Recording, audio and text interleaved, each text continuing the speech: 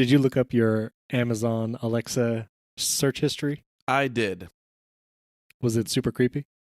No, it was actually not too bad. It was a lot of Alexa, turn on the lights. Alexa, turn off the lights.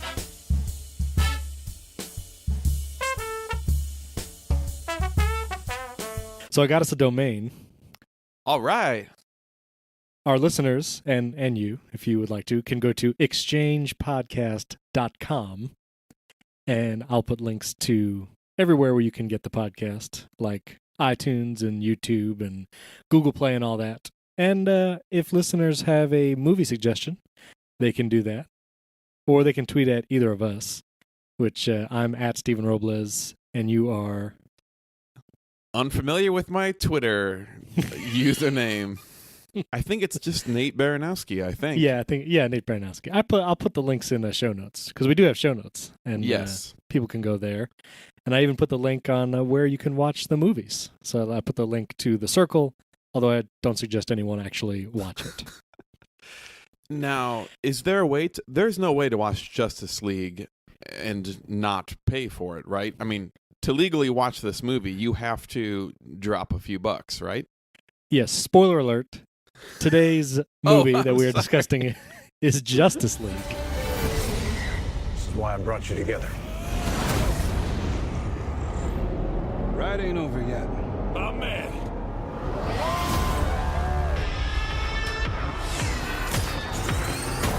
The 2017 DC comic book character movie. So yeah, you cannot... I searched far and wide. You cannot watch this for free. It's not even on like HBO or Stars or anything like that. So you do have to drop some cash. Now, a couple things. Background. This is part of the DC cinematic universe, which includes Man of Steel with what's his name? Henry Cavill. So you got Man of Steel, you have Wonder Woman with Gal Gadot, and then you have Batman v Superman, which added Batfleck, or Ben Affleck playing Batman in that movie. So this is the, I guess, fourth movie in the franchise, trying to compete with, of course, the Avengers and the Marvel Cinematic Universe. And quick question for you. Have you seen all of those movies? Yes, I have. And I will say, I did not hate Man of Steel. I thought it was not bad. I liked Henry Cavill as Superman. Mm-hmm. Wonder Woman, I think, was widely recognized as pretty good. Gal Gadot, good Wonder Probably Woman. The best of the group, critically. Yes, I agree. Batman v Superman began to take a hard turnward. That's not a word. Hard turn downward in quality. Not as good. And I think this movie followed that trend and was not great. Yeah, but that's just my opinion. No, it really came across as a, you know what, we're going to have, this is our Infinity Wars. This is our Avengers. This is our big group. But what would happen if we brought all these characters together, but didn't do any of the legwork to get audiences to the point where they wanted these characters together, but instead, let's just jump to the payoff. Right, and I think the Marvel Cinematic Universe had many movies before the Avengers. It had the Thors, the Iron Mans, the Captain Americas, all that kind of stuff. So the Ant-Man. Right, Ant-Man. Which the sequel is coming out pretty soon, and it looks pretty good. But I digress. And I will be the first to admit that I really enjoy... I enjoy... no, not this movie. But I really enjoy bad end-of-the-world movies. As I'm sure we'll get to soon with movies like The Core and The Day After Tomorrow. Day After Tomorrow. Yes. It is a guilty pleasure of mine to enjoy end-of-the-world movies. So, even if they're terrible. So we'll get to that. So anyway, and for me, it's everything that Liam Neeson has ever been in. I am totally with you there. And that includes Taken 3. I haven't seen that. Oh, man. One yet. He looks all of 74 years old, and I don't know how old he is in person. But I don't know. To get him to climb a fence is about 20 cuts, and none of his body climbing a fence. No. And he was a Jedi at one time. That's the crazy part. He was Qui-Gon Jinn, right? Yep. Which, maybe, I don't know if we want to go back to Star Wars, the prequels, and consider those bad movies. You know what? I would love going back to them because I haven't gone back to that well for a while. that well of wonderful content of Hayden Christensen. Anyway, so Justice League begins with the premise that Superman is dead. He died at the end of Batman v Superman. If you made it to the end of that movie, congratulations. You now know Superman is dead. Oh yeah. So again, all spoilers. If you're listening to this podcast, we will spoil everything. So if you Correct. want to watch the movie, sans spoilers, go do that now. Pause the podcast, go watch Justice League, and you can come back. But Superman is dead at the end of Batman v Superman, and now there's a new enemy that I've never heard of. Never really was into a lot of comic books, and the whole movie is basically Ben Affleck gathering these superheroes and then fighting the enemy. That's pretty much the entire That's movie. the plot. Yeah, no, you nailed it. Yeah, there you go. Now I think I hate the opening scene with the phone video camera thing on Superman. These little kids like interviewing Superman. Oh man. I didn't appreciate that. Well, that takes me into, I don't know whether to bring this up now, but that takes me into, remember last movie we watched, I was constantly distracted by the accent. This right. time, due to the reshoots, they took the mustache off of good old Henry because he was filming Mission Impossible at the same time that they did reshoots. And they had to Photoshop out his mustache because he could not shave it contractually. Leaving us Wow. with the even that phone scene. I don't know if you noticed, sort of like the pirate at the beginning of a SpongeBob movie where the mouth moves in sort of an odd way because it's just like a hole with someone's lips coming through.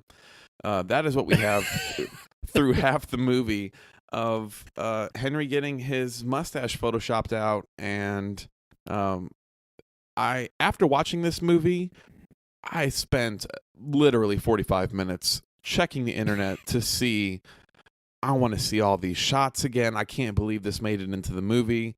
And So I don't know there's if shots you throughout caught the that movie? at all. Oh, yes.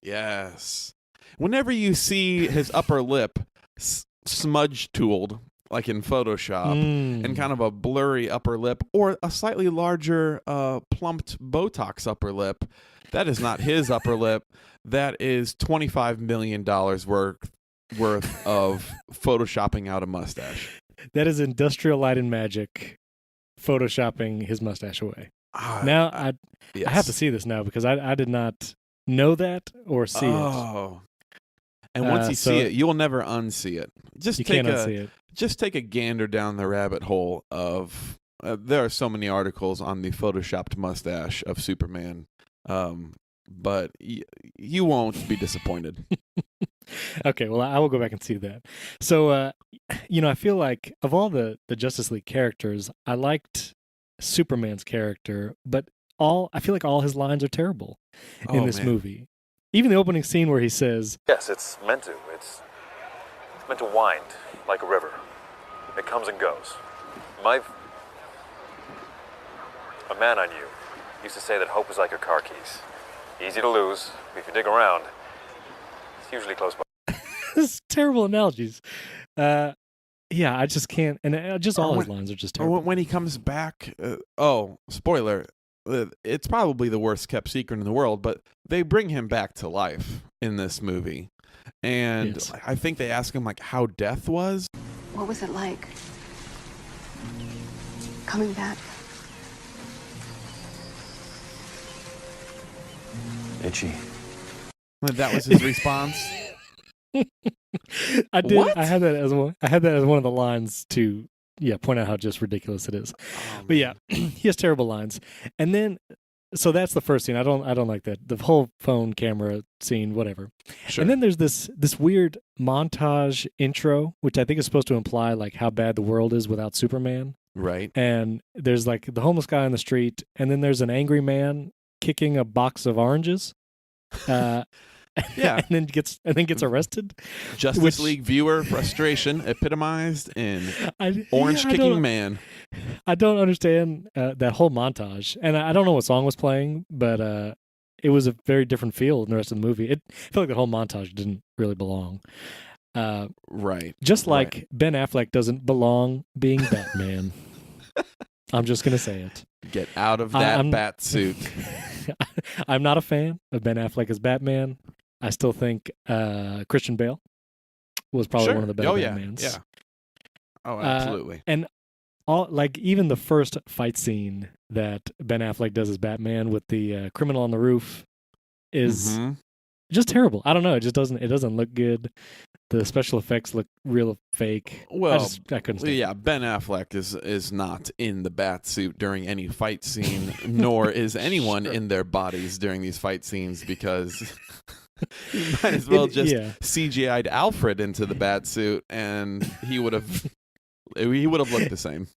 It did feel like you could tell all the green screens and all the CGs, even the main enemy, Steppenwolf, super CG. It's like, the Hulk is CG, but it doesn't feel that fake. And I feel like in this movie, a lot of the CG felt super fake. Right. Well, and that has been a response to this movie is, the budget of this movie was like $300 million, and right. one of the most expensive. And yet the CGI in here looks tacky. It looks like Steppenwolf, not the rock band, but the villain, looks like a really nice video game cutscene of a final boss. And right. no better. I mean, maybe a video game character would be animated better, but it has a lot of effects that I thought to myself, like, have I just become picky, or do I just expect more? I feel like it was bad. We're introduced to Aquaman as Ben Affleck is going around recruiting superheroes, and this is the first time we see Aquaman. He's not had a standalone movie yet. I like his character. I feel like I believe his I don't care attitude. That comes across well, I think. Yes. Spends a lot of time shirtless for obvious reasons. Can we just say his powers are underutilized? And we can talk about this with the whole team together. But Aquaman's powers are ability to use trident like a spear, ability to breathe underwater and use flatulence to propel himself underwater. And I had a question on that. I don't understand how he's moving through the water. Well, yes, he's not moving. I mean, there's no part of him moving. He's half Atlantean, obviously. But what is his propulsion method? I think I already made it very clear how he. Okay, yeah. I guess moves. I'm not a comic. I'm not big into comic books. Anyway. I think it's just kicking his legs at a very rapid speed. Arthur Curry. I hear you can talk to fish. I did a little deep dive on Aquaman because I didn't know much about the hero, and because he's half Atlantean, like that's what gives him his superpowers, because he has to hold up to the pressure underwater. It's all modification in order to live underwater. But you would think he'd really control some water. Here's what he does in this movie. He does a whole Gandalf throwing down the spear to stop a tidal wave of water for no more than 3 seconds maximum. Right, which my wife said, what is he trying to be, Moses now? Which I thought was appropriate. Yeah, he definitely parted it, made a wall of water, but not for that long. And then you think to yourself, man, I'm so excited for him to ride a shark into a scene. Well, guess what? The main battle and the rest of the movie, not near water. He doesn't even have a pitcher of water to fling around. He's just he just surfs on bad guys' bodies and throws a spear. Nothing cool there. Steppenwolf goes to retrieve the mother boxes from these different lands. It's terrible name. The mother boxes, which is basically like the Allspark from Transformers. Or the Tesseract. The Tesseract, yes, thank you. And he has to go. The Atlanteans have one. The Amazon women have one. And he goes and steals these. Well, the Atlantis scene Yeah, they did a poor job of defending that box. They did, and I feel like if they were as weak as they seem to be against this guy, that they would have a few more people around the box. But I also feel for all Didn't help the Amazons. that's true. Which we'll talk about that scene next. I was curious, like, for all their powers underwater, they needed to like create a bubble of air in order to talk to each other. I feel like if they could do everything else underwater, like fish, they would have some kind of communication where they can stay in water. But anyway, I thought that was right. They actually have to get out of water in order to talk. That sounds like a miserable way to live. You can't bring a sandwich down there. No, absolutely not.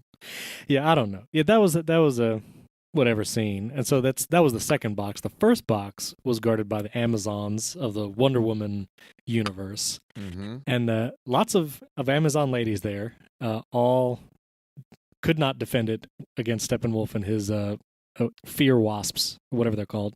Nope. But there is this scene where I don't know any of these people's names, but like the main lady, she runs the box away, and there's this cool like chase scene on the horses, and they like fire the box to each other by wrapping their lassos and shooting arrows. Like I thought that was kind of fun. Yeah. Yeah, it was a fun scene, and Steppenwolf can't fly, but he can jump really far, and so he catches up. And at one point, one of the Amazon ladies gets pinned under a horse, to which, again, my wife commented, I thought these people were super strong. Why can't they just lift the horse?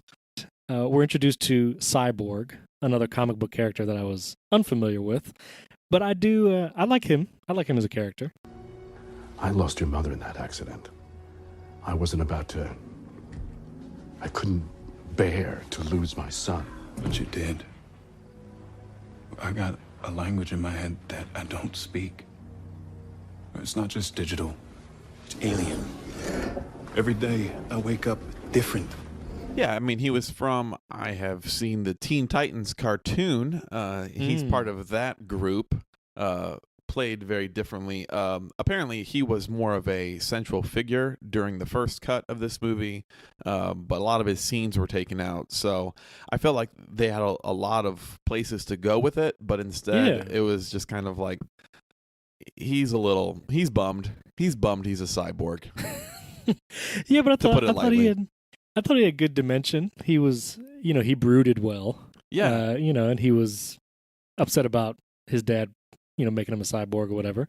I thought they could have gone a little deeper there, and it would have been good. But yeah, he was. I thought Batman had the brooding corner locked down, but he does brood a lot. And again, one of the reasons, like Ben Affleck, I do not feel he broods well, like his face. And maybe I'm being judgmental. Well, but Ben Affleck looks tired. He's just, and I can't tell if that's his character. Like, man, I'm just tired of being Batman. But I just kept wanting to say, in this movie and Batman v Superman, that, you know what, Ben, Bruce Wayne, like, you deserve to, like, hang it up. It's fine. Like, pass it on to someone else. And I felt a little pity for him. Like, all right, you don't have to be Batman anymore. Like, you don't have to do this. Right.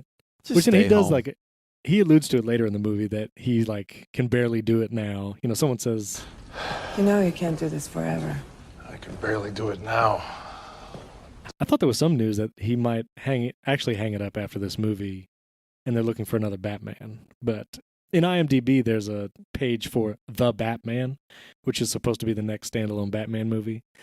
And it has Ben Affleck listed as Batman, but it also says it's in pre-production, so I don't know. He's just 65 years old in the retirement community. Yeah, I mean, Just old like, Batman. He just wears the hat. He doesn't even put on the whole suit anymore. The cowl. Yeah. I'm So Batman. anyway, the last character we have in the Justice League is the Flash, again recruited by Batfleck. And I don't know how you felt about him as a character. I felt like he had a couple funny lines, and the rest of the time it was trying too hard. Right. I get the reluctant and insecure superhero part. He's not dealt with fear wasps and huge enemies before, so I get the hesitancy. But it just felt like he was supposed to be the comedic relief, obviously, and he has the one line. What are your superpowers again? I'm rich. I chuckled. I thought that Good was line. funny. Good line. Yeah. He but, has to really carry the comedic nature of this movie, and that's a lot to fall on one character surrounded by brooding and gray people. Right. So the other character I do want to mention is Commissioner Gordon. The few times that Have we see mentioned him, Wonder Woman? Have you? I guess or not. you don't. Okay, so only male characters is. Now who wait a you- minute. Wait a minute. So I guess she doesn't come to mind a lot because like she did well, and it felt like she was consistent from her previous movie, Sure. and she does nothing bad. Like she's fun. Like she's I don't know. I guess she's She's- level-headed and consistent. Yeah, she's the moral rock of the group. She should very well be the leader. The idea that Batman leads this group, I guess through this movie we find out that actually they need Superman to lead this because no one wants to follow Batman. He doesn't inspire greatness. No, he broods too much. So Commissioner Gordon, all I want to say is I cannot unsee J. Jonah Jameson from the Tobey Maguire Spider-Man movies. Right. So I cannot take him seriously as Commissioner Gordon. I feel Get like down even though his here, lines Parker. are not, yeah, even though his lines are not comedic, I only hear J. Jonah Jameson and just kind of I don't know. I just can't take it seriously. Did you pay me in advance?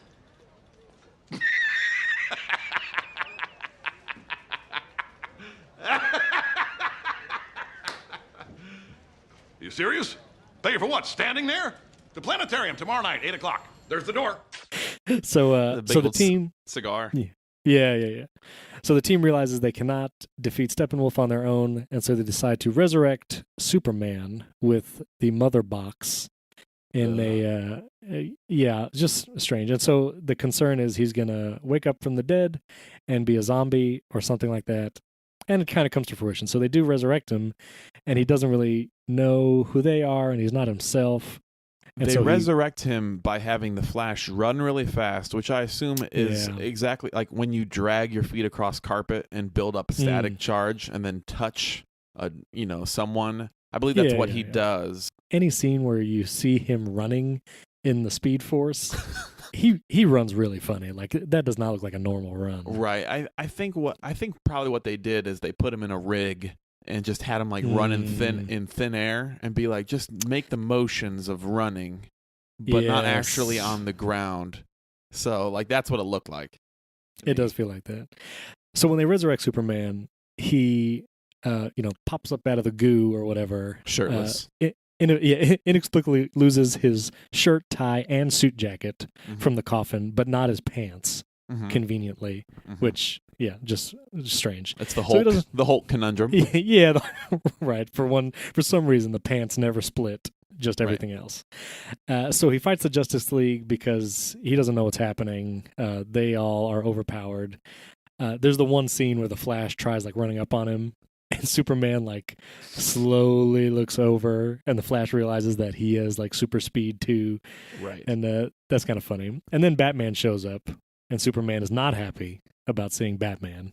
And I think he does something like some kind of something like that.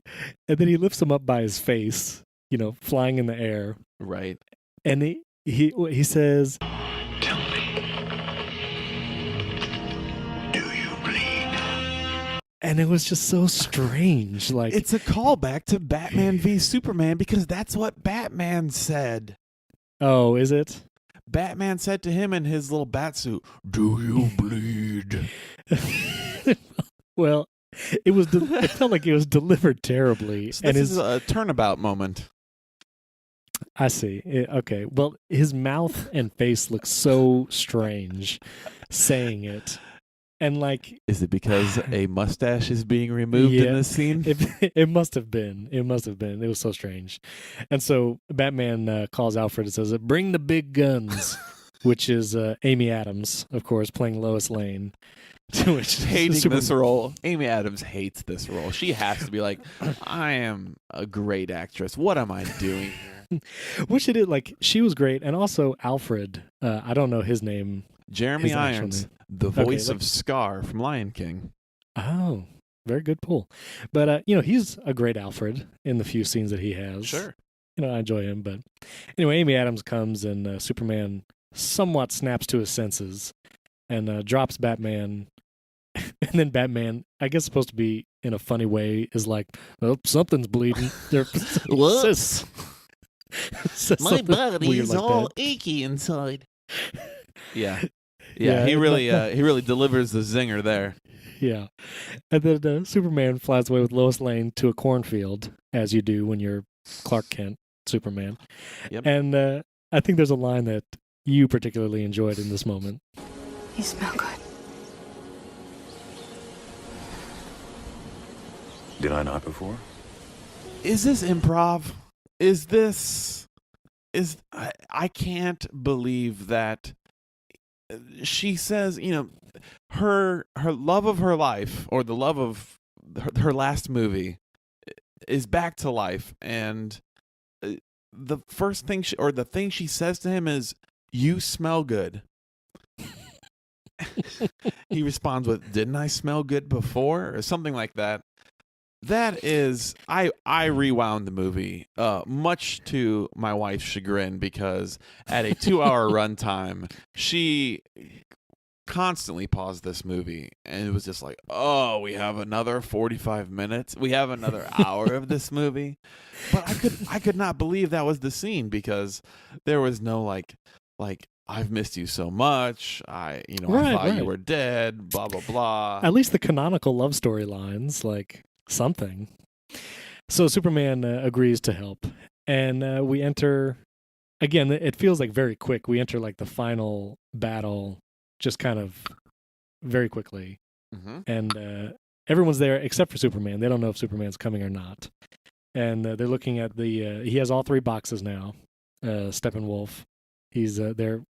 He says the 3 are becoming one, which my wife again said, "Oh, it's a Trinity reference."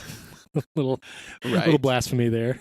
Right. And then, so the final fight scene. On the flight there, Aquaman has like a little speech, which we later find out he was sitting on Wonder Woman's lasso of truth.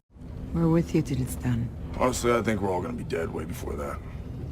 And you know what? I don't mind. It's an honorable end. But we gotta shut Steppenwolf down. Superman's a no-show. You got no powers, no offense.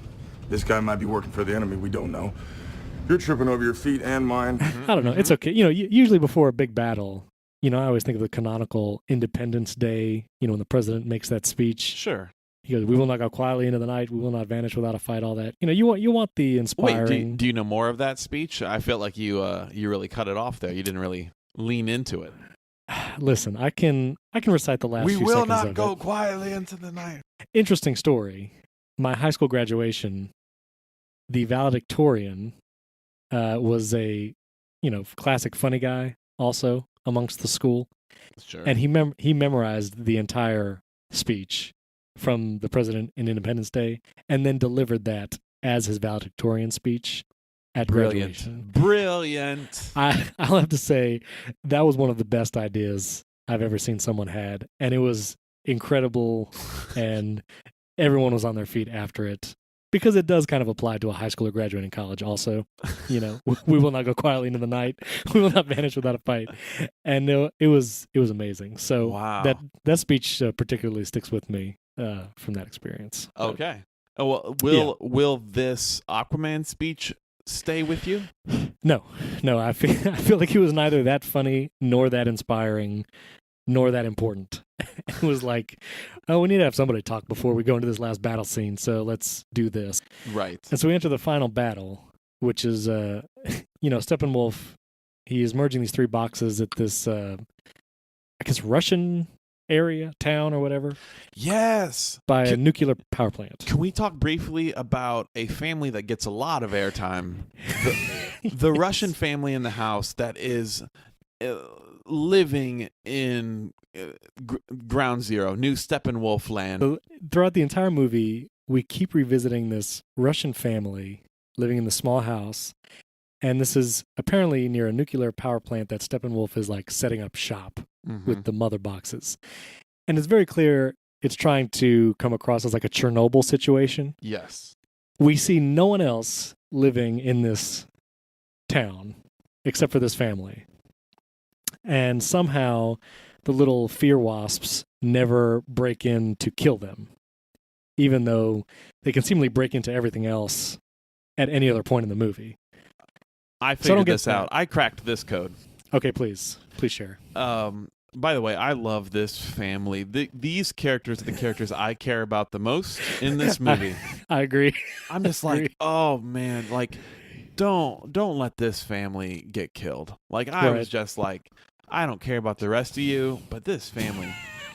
and I thought to myself, like, how are they surviving in here?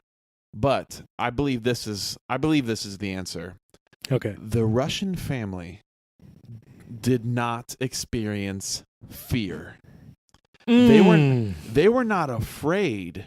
Therefore, the fear wasps Right. could not smell them Right. and attack them. Like, if you remember the scene of like the little girls got the bug spray, the dad's right. like turning his home into an I Am Legend fortress. Yes. And they're yes. like ready to do battle, and I just want to like. I think this family wasn't scared. They were like ready to fight. They're these ready to go. dudes. Yeah, I mean, that dad probably lived through the Cold War. They're literally living under the shadow of an exploded nuclear power plant smokestack. You know, yeah. probably, This is nothing. This is nothing. his fear wasps got nothing. Bring them on. And so, obviously, you know, this family is supposed to bring stakes to this final battle because they're in danger. And I just feel like the scale, you know, I think back to the second Avengers movie where the city of Sokovia is being like, you know, floated up into space. Sokovia. Thank you. But there's like, you know, hundreds, seemingly thousands of people that we actually see in danger. And they're being, you know, they're trying to evacuate them. And here, like the movie tells us there's lots of people that need to be rescued, but still this family is the only one we see. And then at one point, Superman and the Flash go to rescue people, and the Flash like rescues this family by pushing their truck, which died before they could escape the city. You know, the Flash pushes it way far away, which is Flash fine. pushes this truck from a stop to probably hundreds of miles an hour and tells the girl who is in the truck bed, hold on. Yeah. I'm which just is- saying, plot hole number 2, the G-forces, that girl's gone. Yeah, physics-wise, that didn't really play out. And those right. sparks they got to be doing something. Really, there's like lightning like striking the girl as, yeah, I don't get that. But then She's fine. Superman is then like the Flash does that, rescues the family in the truck, and then he looks over and Superman is carrying like an entire apartment building, supposedly rescuing a bunch of people. But again, like we see no people. No, And- that costs money to have extras. And all the scenes of the city, like we're given no reason to believe that anyone else lives around these people. So Correct. I don't know. I feel like again, just plot hole. They're trying to create stakes of people in danger, and I don't feel it. I don't know. I felt it with this family, and that's about it. Right. Yeah. So, and then the last fight scene, the boxes are becoming one, a la the Trinity, and you know the Justice League is trying to separate them before Superman comes to the scene to help. It's just Wonder Woman and Aquaman, and they're supposedly getting their butts kicked by Steppenwolf. But when Superman comes, it just feels so out of balance. Like Superman beats Steppenwolf like with ease. Superman don't need no Justice League. He doesn't need Right. everyone else.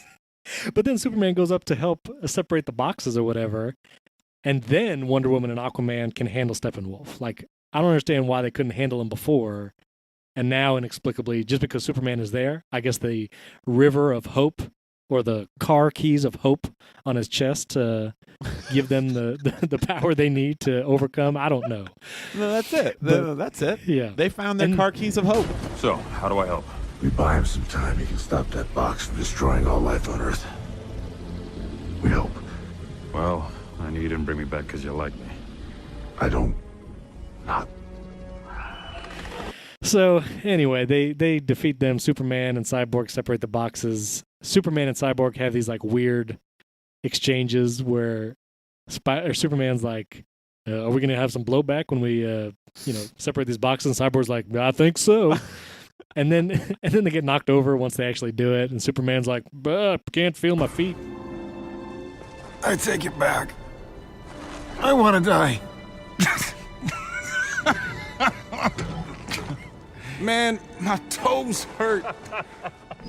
Or whatever. Like it's just terrible lines. Like neither funny nor meaningful. It's just so weird. There were moments that were kind of fun to watch, like Aquaman, jumping from wasp to wasp and using his trident and whatever. But it was like, it was all right. He's trying to use the water from the taps, but the water's been turned off in the town for a while, so that's not working. He's got 2 water gallon jugs in each hand, and he's just pouring it out, trying to control it. Yeah, so I don't know. I felt a little like, the 2-hour payoff, because Batman v Superman was like 2 hours and 45 minutes or something, and I felt like even the last, like the Doomsday fight, like that was a fun battle to watch. Like regardless of how good the movie was, you can at least appreciate the action and fight of that. And this one, it was like, it was okay, but not on the level of, the Avengers or whatever. How would we rate this movie? Should we do in Fear Wasps or Mother Boxes? I think Mother Boxes. I think Mother Boxes. Yeah, I think that's good. So how many from 0 or 1? 0. I think 0. Like, if it gives a little more flexibility, right? So it's from 0 to 5 Mother Boxes. Nate, how would you rate Justice League? I would give this movie 2 Mother Boxes, and I feel like that's generous. The movie is long. The movie does not look great. Does not have great actors. No, the writing. I take it back. Yeah, has good actors. Right, the actors are fine. I think it's the script and the story. Right. Yes, but like these should be the cream of the crop superheroes. Like these are like DC has a lot of great IP to pull from, right? And that kind of elevates it for me because no matter what this movie was touted as when it came to the theaters, like I knew I would eventually see this movie because it has Batman and Superman and Wonder Woman and like all working together right against a bad guy, and there's still a 12-year-old boy inside me that says like I don't care about the rest of this. I just want to see superheroes all come together as a team. Right. Yeah. That bumps it up to 2 Mother Boxes for me. And apparently you need 3 to turn it into the Unity, I think it's called. Oh, yeah, you're right. 3 mothers equal 1 Unity equals kind of a Sedona, Arizona landscape. One Unity plus Steppenwolf equals Hellscape. I think that's the equation. Yep. I will agree with the 2 Mother Box rating. Again, some of the scenes like the horse chase and Wonder Woman's first scene where she stops a bomb from some villain. There's a couple scenes that I enjoyed watching, and there were a couple funny lines that I will give the movie, but the rest of it was just, I feel like the most disappointing part was Superman. After Man of Steel, I liked Superman. I liked his character. After Batman v Superman, I could still give him a pass, even though Batfleck is terrible. But this movie just made me not like him as Superman. I think just because of the writing. Like it was bad. And I'm gonna have to go back and look at all the Photoshop mustache scenes because sounds harrowing. You're welcome. Yes, thank you.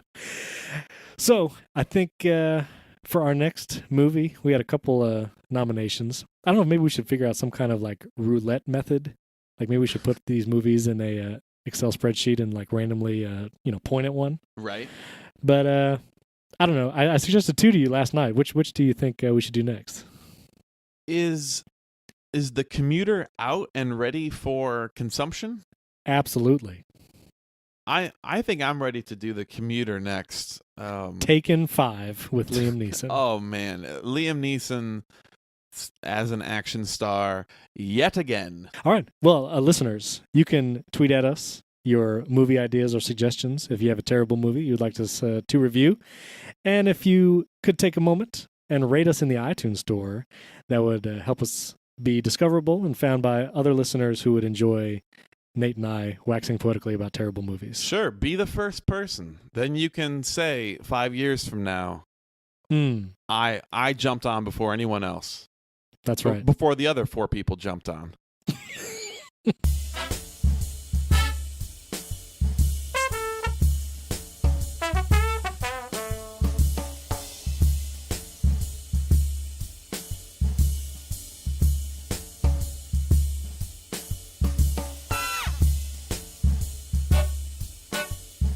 Ladies and gentlemen, thanks for listening today. We're brought to you by Ben Affleck's Batman Cowl.